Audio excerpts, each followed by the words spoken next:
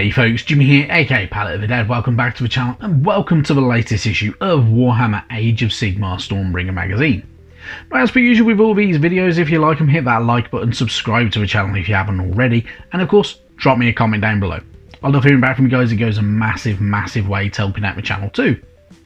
Now, this week we're on issue 37 of Stormbringer magazine, and we have a couple of items with this week's issue. So, the more boring one out of the two, let's get it out of the way. We get the synthetic standard Citadel colour dry brush. It's the smaller dry brush. In all honesty, it's not too dissimilar to the size of the original brush, the normal base brush. It's just a little bit flatter and a tiny bit wider on the head of it, but it's nearly identical. The weird thing is, we get this small dry brush when we used to get, with the other magazines, we had the medium dry brush, which was a lot bigger, and this one's seen better days, but a lot better.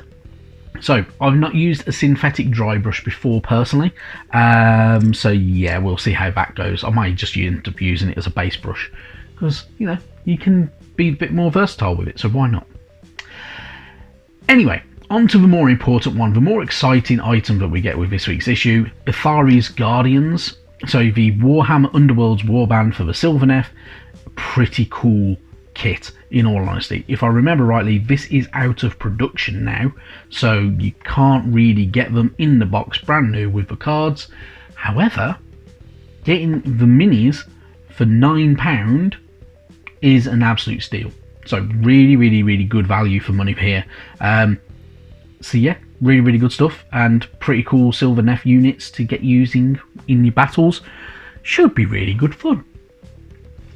Going into this week's issue though, first off we are greeted by part 4 of Spearhead, the story that's going through good old this run of magazines. And so having arrived in Ulgu, Illyria, Swiftwind, and a force of Stormcast Eternals make their way through a mist-shrouded forest. However, their progress grinds to a halt as they find themselves lost in the swirling darkness of a realm. So, continuing on from the story that's already been going and kind of that narrative, with the fiction of Warhammer, I genuinely like Warhammer Age of Sigmar fiction. I think it's pretty cool.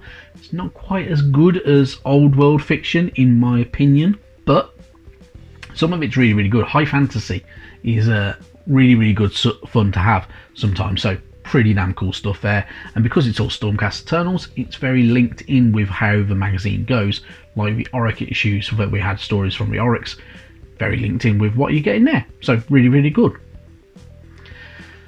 Moving on though, we have our page for Aars Guardians. So Aars Guardians are a band of Sylvaneth who battle against the forces of undeath.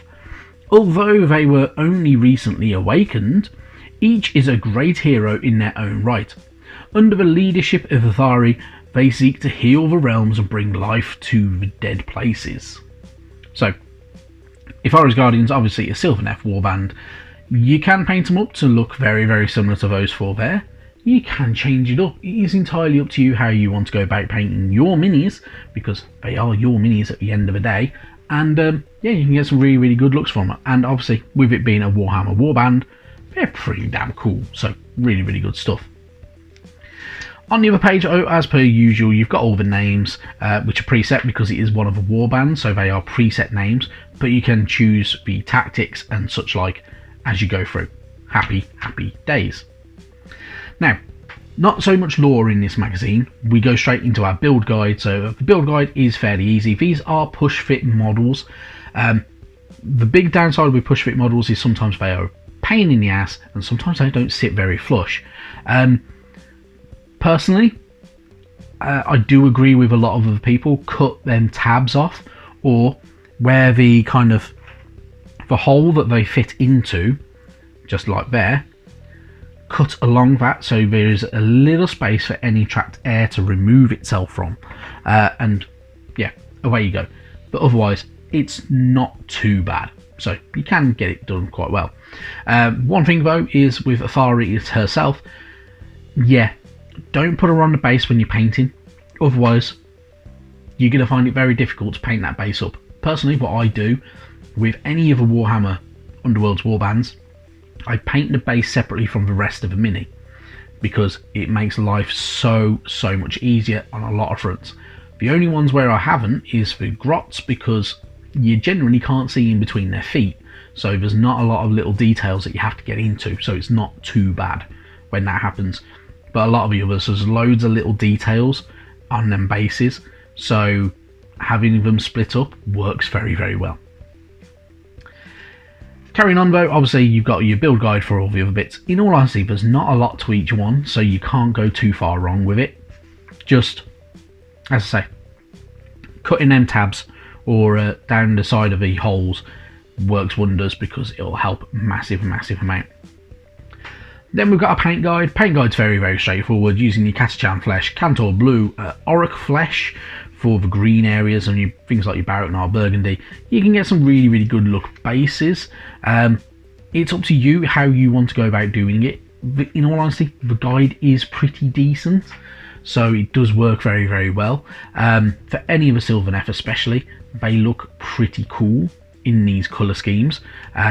If you want to though, you could always utilise that dry brush and go over with some lighter colours. So if you've got anything like Wraithbone or anything like that, over the bark, a light, very light dry brush of that can give it a bit of a different effect, make it look like more like a, say, like a silver birch or anything like that. But yeah, utilise it how you want to, entirely up to you. But otherwise, if you're following the guide, you're going to have something that looks similar to that. Yeah, it's not too bad. It's okay. It's pretty good. So it's not too bad of a kit. So happy days. Then we're moving straight on to rules. So giving us more of the advanced rules and how allegiance abilities work, and allied units, battle tactics, and the enhancements. Carrying on with that theme of giving us essentially the entire core rules for the 3rd edition of Age of Sigmar, which is what we're getting in these pages, is pretty damn good, because it's not feeding it to you all at once. Reading it all in one go can be an absolute nightmare, so this is a nice way to break it all down, and gives you a chance to have it in bite-sized chunks, so you can get your head around each part of it without being overwhelmed. So, which is very handy for new players, in all honesty, and I will include myself in that, because reading the rulebook I get confused.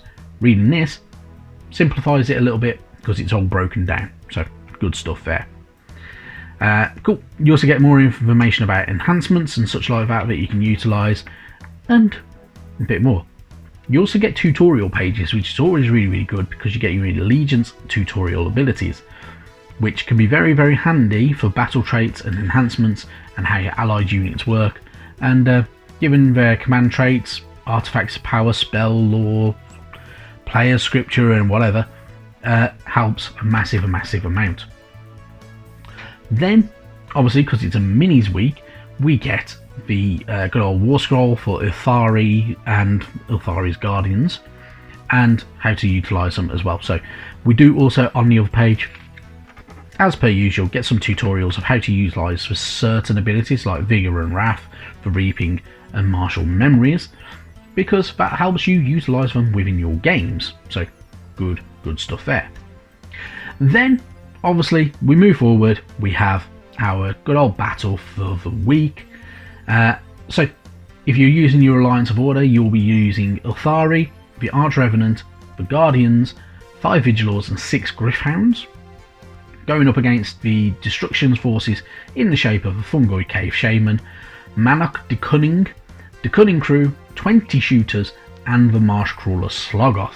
So pretty, you know, a lot of units on the forces of Destruction side and not many on the other. And simple as, go for it, get your objectives, beat the other opponent, have a bit of fun with it. So really cool stuff there. Then though, we also get a pull-out page for the Armies of Death. So, the Armies of Death, the Servants of Nagash.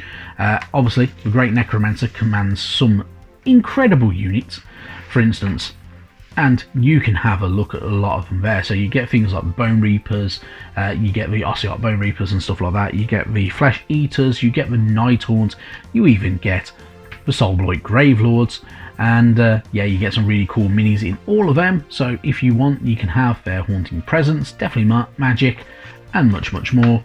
really cool stuff. They are pretty cool. I do like the Armies of Death. I've always had a bit of a fondness for them. Not so much the Ossiarch Bone Reapers, but all the others are really good minis. Some of them ancients, like the ghouls and the flesh-eater courts, but really good stuff. Then genuinely enjoyable pages to look through when they send us these, because they help out a massive amount. If you want to plot what army you want to go for next, or if you think you're not going to keep these armies and you want something different and you want to try something different, these pages are really good, so you can get to have a glimpse of what they're like. So, happy days. Moving on though, next week we get good old 5 more Vindicators, should I say.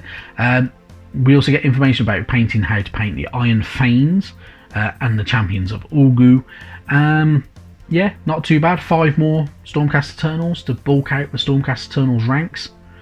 And then issue 39, we get Reichland Flesh Shade and Athonian Camo Shade. And yeah, not super fantastic. It is what it is. It's a paint issue. 2 shade paints though. Shade paints do come in quite handy, so it might be worth your while. But yeah, really good stuff. Other than that though, issue 40 and 41 is the Tree Lord, so definitely worth getting your hands on those issues, because that is an absolute unit to have for your Sylvaneth. So yeah, really good stuff, and a lot of stuff to look forward to obviously with the magazine. And if you're really enjoying it and you want to expand your range, obviously there are always more and more minis available through warhammer.com, or if you want to, utilise one of my affiliate links in the comments down below. Gives you a little bit of money back off using either Element Games or Wayland Games. Either way, save yourself some cash, get yourself some new minis or more supplies if you need more supplies, and have a bit of fun with your hobby. But otherwise, that's everything from me today. Thank you very much for watching. As per usual though, leave a comment down below. I do love hearing back from you guys. If you are in need of any hobby supplies or anything like that, or if you're looking for new brushes, let me know in the comments down below. Anything that you need, kind of let me know, and I'll see what I can do and see how I can help you out. But anyway, thank you very much for watching, and I'll see you next time. Bye bye now.